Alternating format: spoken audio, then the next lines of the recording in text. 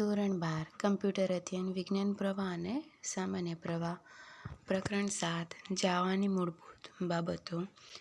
વિદ્યાર્થી મિત્રો, આપણે લાસ્ટ લેક્ચરની અંદર શીખ્યા હતા કે કંટ્રોલ સ્ટ્રક્ચર એટલે શું, બરાબર, જેની અંદર આપણે બ્રાન્ચીસ એટલે શું, લૂપ્સ એટલે શું વગેરે વિશે આપણે માહિતી મેળવી હતી, બરાબર. ત્યારબાદ બ્લોક એનું સ્ટેટમેન્ટ આપણે જોયું હતું, સ્વિચ કેસ એટલે શું, ઇફ એલ્સ કન્ડિશન એટલે શું અને વગેરે વિશે આપણે માહિતી મેળવી હતી. આજે આપણે શીખીશું કે જે બ્રેક અને કન્ટિન્યુ છે, બરાબર, એ બ્રેક અને કન્ટિન્યુનો ઉપયોગ શું છે. ત્યારબાદ રિપીટિવ કંટ્રોલ સ્ટ્રક્ચર છે, એના વિશે આપણે માહિતી મેળવીશું અને જે આપણા રિપીટિવ કંટ્રોલ સ્ટ્રક્ચર છે એના આપણે સિન્ટેક્સ જોઈશું. તો શરૂ કરીએ. રિપીટિવ કંટ્રોલ સ્ટ્રક્ચર. જાવા એ કેવું છે કે 3 પ્રકારના આપણને લૂપિંગ રચના પૂરી પાડે છે, બરાબર. જાવા આપણને કેટલા પ્રકારના લૂપની રચના પૂરી પાડે છે કે 3 પ્રકારના લૂપની રચના પૂરી પાડે છે. કયા 3 પ્રકાર? કે ફોર લૂપ, વાઇલ લૂપ અને do while loop. For loop, while loop અને ડુ વાઇલ લૂપ, એમ કહીને 3 પ્રકારના લૂપ આપણને પૂરા પાડે છે. હવે જે ફોર લૂપ અને વાઇલ લૂપ છે, બરાબર, એ ફોર લૂપ અને વાઇલ લૂપની અંદર સૌ પ્રથમ શેની આપણે ગણતરી કરવામાં આવે છે કે ટેસ્ટ પદાવલી, બરાબર. જે આપણે ટેસ્ટ એક્સપ્રેશન હોય છે, બરાબર, એ ટેસ્ટ પદાવલીની ગણતરી કરવામાં આવે છે. અને જો શરત આપણે જે હોય છે, કન્ડિશન આપેલી હોય છે, કન્ડિશન સાચી હોય તો લૂપની અંદરના વિધાનનો અમલ થાય છે, બરાબર. જો શરત સાચી હોય તો લૂપની અંદર જે આપણે વિધાન આપેલું છે, જે સ્ટેટમેન્ટ લખ્યું છે, એ સ્ટેટમેન્ટનો એ શું કરશે? અમલ કરશે. હવે આ લૂપ પ્રવેશ નિયંત્રિત અથવા પ્રી ટેસ્ટ પ્રકારના લૂપ છે. અહીં એ શક્ય છે કે લૂપની અંદરના વિધાનોનો બિલકુલ અમલ જ ના થાય, બરાબર. હવે આ જે લૂપ છે એ કેવા છે કે પ્રવેશ નિયંત્રિત અથવા તો કેવા છે? પ્રી ટેસ્ટ પ્રકારના લૂપ છે. કે ફોર લૂપ અને વાઇલ લૂપ એ કેવા છે કે પ્રી ટેસ્ટ અથવા તો પ્રવેશ નિયંત્રિત લૂપ છે, બરાબર. એટલે શું કે અહીં એ શક્ય છે કે લૂપની અંદરના વિધાનો છે, બરાબર, એ વિધાનોનો બિલકુલ અમલ જ ના થાય. કે વિધાનો તો આપણે સ્ટેટમેન્ટ તો લખીએ છીએ પણ એનો અમલ આપણે થતો નથી હોતો. ત્યારબાદ જ્યારે પુનરાવર્તિત સંખ્યા અગાઉથી નક્કી હોય ત્યારે સામાન્ય રીતે ફોર લૂપ વપરાય છે. હવે આપણે કહીએ છીએ કે ફોર લૂપ એટલે શું ને એનો ઉપયોગ ક્યારે થાય છે, બરાબર. કે ફોર લૂપનો ઉપયોગ ક્યારે કરવામાં આવે? કે જ્યારે પણ આપણે પુનરાવર્તિત સંખ્યા છે, બરાબર, એટલે કે જે સંખ્યા છે એનું આપણે શું કરવાનું છે? વારે વારે પુનરાવર્તન કરાવવાનું છે. એ આપણને અગાઉથી ખબર છે. દાખલા તરીકે આપણે 1 પછી 1 2 પછી 1 2 3 આપણે એ રીતનું ટ્રાયેંગલ પ્રિન્ટ કરાવવું છે, બરાબર. તો 1 પછી 1 2 એ રીતે શું થશે કે 1 આપણે કન્ટિન્યુ પ્રિન્ટ કરાવવાનું છે, ત્યારબાદ 2 બી પ્રિન્ટ કરાવીએ છીએ. તો એ શું છે કે વારંવાર આપણે શું કરાવવાનું છે? સંખ્યાનું પુનરાવર્તન કરાવવાનું છે. એ આપણને અગાઉથી ખબર જ છે. તો એની માટે આપણે શેનો ઉપયોગ કરીએ છીએ? ફોર લૂપનો ઉપયોગ કરીએ છીએ. આ લૂપની અંદર 3 પદાવલીઓ વૈકલ્પિક હોય છે. કે હવે ફોર લૂપનો આપણે જ્યારે ઉપયોગ કરતા હોઈએ, બરાબર, તો એની અંદરની જે પદાવલીઓ છે એ કેવી હોય છે? વૈકલ્પિક હોય છે. કે આપણે લખવી હોય તો એને લખી શકીએ છીએ, બરાબર. પહેલી પદાવલી જે છે, બરાબર, એને શું કહેવામાં આવે છે? ઇનિશિયલાઇઝર, બરાબર. હવે એટલે ઇનિશિયલાઇઝર એટલે કે જે પ્રારંભિક કિંમત આપે છે, બરાબર, જે આપણને શું કરે છે કે પ્રારંભિક એટલે જે કિંમત, દાખલા તરીકે 1 to 10 પ્રિન્ટ કરાવે છે તો આપણી પ્રારંભિક કિંમત શું થઈ? 1, બરાબર. એટલે એને ઇનિશિયલાઇઝર કહેવામાં આવે છે. ત્યારબાદ બીજી પદાવલી એટલે કે કન્ડિશન, જેને શરત મૂકવામાં આવે છે. અને ત્રીજી કન્ડિશન છે, આ ત્રીજી શરત આપણી છે, એટલે કે ત્રીજી પુનરાવર્તિત પદાવલી છે, બરાબર. હવે પુનરાવર્તિત પદાવલી એટલે કે જે આપણે સંખ્યા આપી છે એનું શું કરાવે છે? વારંવાર પુનરાવર્તન કરાવે છે, બરાબર. તો આ શેની અંદર થાય છે? કે ફોર લૂપની અંદર આપણને કેટલી પદાવલીઓ જોવા મળે છે? 3 પદાવલીઓ જોવા મળે છે. અને જે 3 પદાવલીઓ કેવી હોય છે? વૈકલ્પિક હોય છે, બરાબર.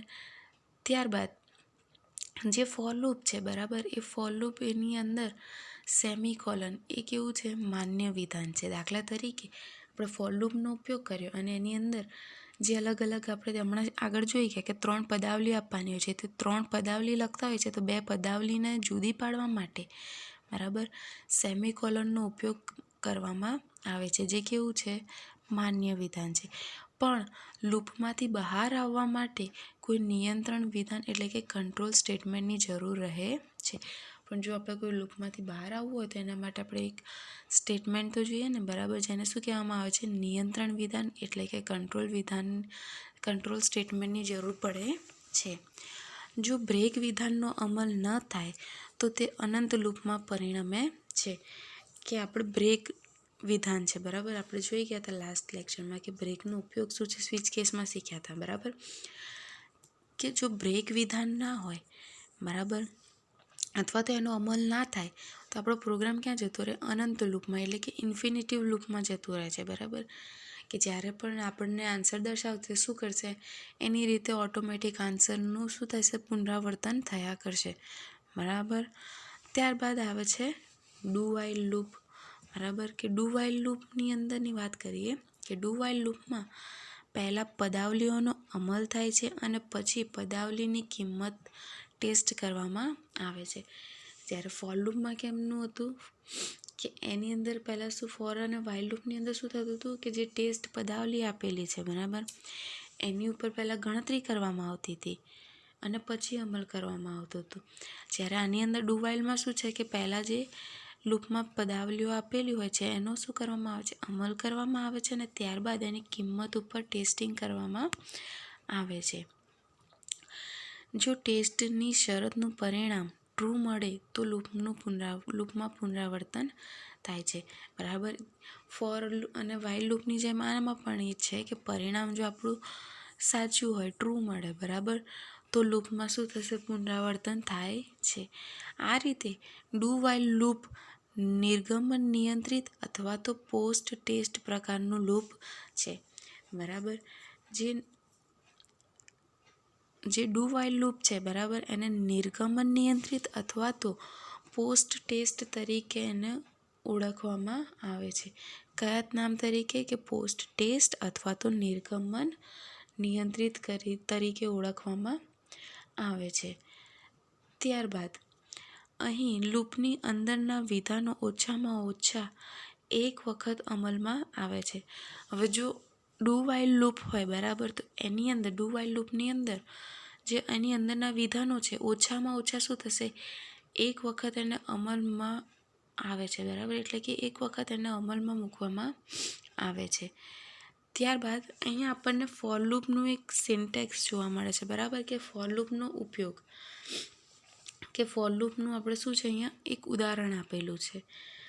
હવે આ જે ફોર લૂપનું ઉદાહરણ છે બરાબર, એ શું છે કે 0 થી 9 પૂર્ણાંક સંખ્યાઓ આપણે મેળવવાની છે બરાબર, કે 0 થી 9 આપણે પૂર્ણાંક સંખ્યાઓ મેળવવાની છે. એના માટેનું ઉદાહરણ જોઈએ કે ફોર લૂપ ચાલુ કર્યું અને રાઉન્ડ બ્રેકેટ લીધું બરાબર. એમાં જો આપણે અહીંયા જોઈ શકીએ છીએ કે ઇન્ટીજર i = 0 લીધા, ત્યારબાદ ઇન્ટીજર i એટલે કે i <10 લીધા અને i++, એટલે આપણી કેટલી ટેસ્ટ પદાવલીઓ થઈ, મુખ્ય અહીંયા 3 આપણે પદાવલીઓ લીધી છે, જેની અંદર ઇન્ટીજર i = 0 પછી સેમિકોલન કર્યું, એટલે કે 2 પદાવલીને આપણે અહીંયા જુદી પાડીએ છીએ.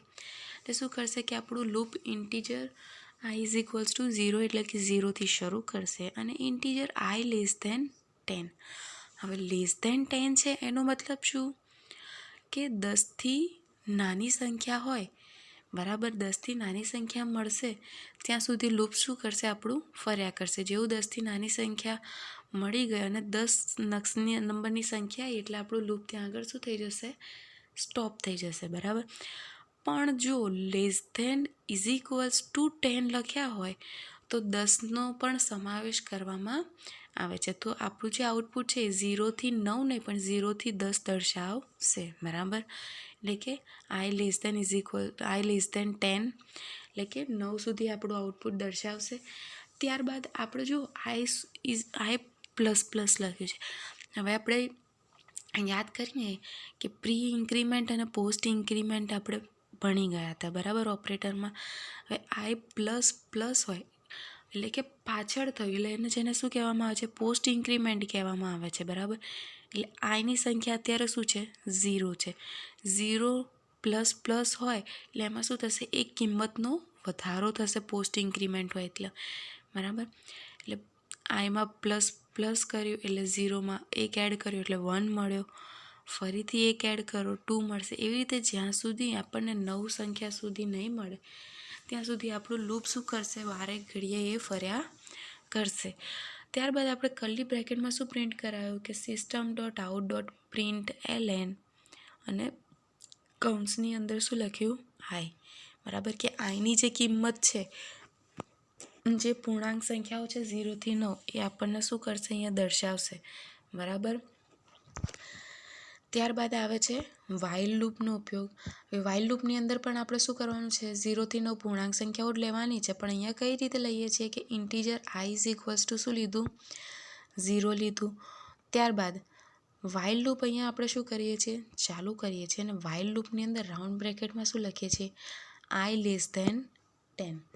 સિમ્પલ ખાલી શું લખવાનું છે, આઈ લેસ ધેન 10, બરાબર. જ્યારે પહેલાંમાં આપણે શું કરતા હતા, ઇન્ટીજર આઈ આપણે ફોર લૂપની અંદર દર્શાવ્યું, ત્યારબાદ સેમિકોલન કરીને આઈ લેસ ધેન 10 અને આઈ પ્લસ પ્લસ કરીને આપણે શું કરાયું, ઇન્ક્રીમેન્ટ કરાવી સંખ્યાને. અહીંયા આપણે શું કરીએ છીએ કે વાઇલ અને રાઉન્ડ બ્રેકેટની અંદર શું લઈએ છીએ, આઈ લેસ ધેન 10, એટલે કે જ્યાં સુધી આપણું લૂપ 0 થી 9 સુધી નહીં મળે ત્યાં સુધી શું કરશે, ફર્યા કરશે, બરાબર. અને આપણે અહીંયા કર્લી બ્રેકેટની અંદર શું મેસેજ પ્રિન્ટ કરાવીએ છીએ, એટલે આપણું અહીંયા સ્ટેટમેન્ટ શું રહેશે કે system.out.println, બરાબર. system.out.println અને કૌંસમાં આપણે શું લખાઈએ છીએ કે આઈ પ્લસ પ્લસ, બરાબર. અહીંયા શું લખ્યું છે કમેન્ટ સેક્શનની અંદર કે પ્રિન્ટ્સ આઈ બિફોર એપ્લાઇંગ આઈ પ્લસ પ્લસ, બરાબર. એટલે કે આપણે આઈ પ્લસ પ્લસ લખીએ એની પહેલાં આપણે શું કરાવવાનું છે, પ્રિન્ટ આઈ કરાવવાનું રહેશે, બરાબર. તો આ થયું આપણું વાઇલ લૂપ. ત્યારબાદ આપણે જોઈશું ડુ વાઇલ લૂપ, કે ડુ વાઇલ લૂપનો ઉપયોગ શું છે અને એને આપણે કઈ રીતે દર્શાવી શકીએ છીએ, બરાબર. કે અહીંયા ડુ વાઇલ લૂપમાં આપણે શું કરીએ છીએ, ઇન્ટીજર આઈ નામનો વેરિયેબલ લઈને 0 આપી દઈએ છીએ. ત્યારબાદ ડુ આપણે શું કરીએ છીએ, ડુ નામનું આપણું જે લૂપ છે એ લૂપનું શું થાય છે, સ્ટાર્ટિંગ થાય છે.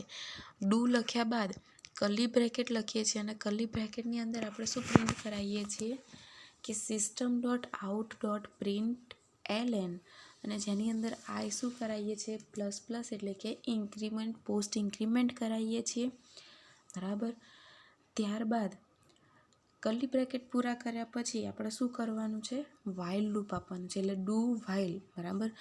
વાઇલ લૂપની કન્ડિશન આપણે જે વાઇલ લૂપમાં લખીએ છીએ એની જ કન્ડિશન આપણે અહીંયા લખવાની છે, પણ આમાં ફરક શું છે કે વાઇલ કન્ડિશન પહેલાં આપણે system.out.printlnથી આપણું સ્ટેટમેન્ટ પ્રિન્ટ કરાવીએ છીએ, જ્યારે પહેલાંમાં વાઇલ કન્ડિશન પછી આપણે system.out.println કરાવીએ છીએ. અને ઇન્ટીજર જ્યાં વેરિયેબલ ડિક્લેર કરાવતા હોય વેરિયેબલ પછી આપણે ડાયરેક્ટ સીધું વાઇલ લૂપનો ઉપયોગ કરી દઈએ છીએ, જ્યારે આની અંદર ડુ આપણું જે સ્ટેટમેન્ટ છે એનો ઉપયોગ કરીએ છીએ, બરાબર. અને આપણે ફરીથી વાઇલ લૂપને નીચે આપણે કર્લી બ્રેકેટ પછી લખીએ છીએ, બરાબર. તો આજે આપણે શીખ્યા કે ફોર લૂપ એટલે શું, વાઇલ લૂપ એટલે શું અને ડુ વાઇલ લૂપ એટલે શું, બરાબર. અને ફોર લૂપ, વાઇલ લૂપ અને ડુ વાઇલ લૂપ ત્રણેયનું કામ કેવું છે, એક સરખું છે, કે જે શું કરે છે, પુનરાવર્તિત, બરાબર, લૂપિંગનું કામ કરે છે, કે વારાફરતી એનું એ શું કરે છે, એકની એક સંખ્યાનું એ પુનરાવર્તન કરે છે. અને આપણે આજે જોયું કે 0 થી 9 પૂર્ણાંક જે સંખ્યાઓ છે, બરાબર, 0 થી 9 પૂર્ણાંક સંખ્યાઓને આપણે ફોર લૂપ, વાઇલ લૂપ અને ડુ વાઇલ લૂપની મદદથી મેળવવું હોય તો કઈ રીતે મેળવી શકીએ છીએ એના વિશે આપણે શીખ્યા. તો વિદ્યાર્થી મિત્રો, આપણે નેક્સ્ટ વિડીયો લેક્ચરની અંદર શીખીશું કે બ્રેક અને કન્ટિન્યુ, બરાબર. કે બ્રેક અને કન્ટિન્યુ એટલે શું. ત્યારબાદ નેસ્ટેડ લૂપ આપણે આગળ શીખી ગયા હતા કે નેસ્ટેડ ઇફ, કે ઇફ સ્ટેટમેન્ટની અંદર બીજું ઇફ ઉપયોગમાં કરવામાં આવે, બરાબર, તો એને શું કહેવામાં આવે છે, નેસ્ટેડ ઇફ કહેવામાં આવે છે. એવી રીતે આપણે નેસ્ટેડ લૂપનો ઉપયોગ શીખવાનો છે. કે નેસ્ટેડ લૂપ એટલે શું કે એક લૂપની અંદર આપણે બીજા લૂપનો ઉપયોગ કરીએ છીએ, બરાબર. દાખલા તરીકે વાઇલ છે, વાઇલ લૂપની અંદર આપણે ઇફ કન્ડિશનનો ઉપયોગ કરતા હોઈએ, બરાબર. ત્યારબાદ ફોર લૂપ છે, ફોર લૂપની અંદર ઇફનો ઉપયોગ કરતા હોઈએ, ડુ વાઇલનો ઉપયોગ કરતા હોઈએ, બરાબર. તો એને શું કહેવામાં આવે છે? નેસ્ટેડ લૂપ કહેવામાં આવે છે, કે એની અંદર આપણે જે લૂપ હોય છે, બરાબર, એક લૂપની અંદર બીજા લૂપનો સમાવેશ કરતા હોઈએ છીએ, જેને આપણે નેસ્ટેડ લૂપ કહેવામાં આવે છે. એના વિશે આપણે માહિતી મેળવીશું.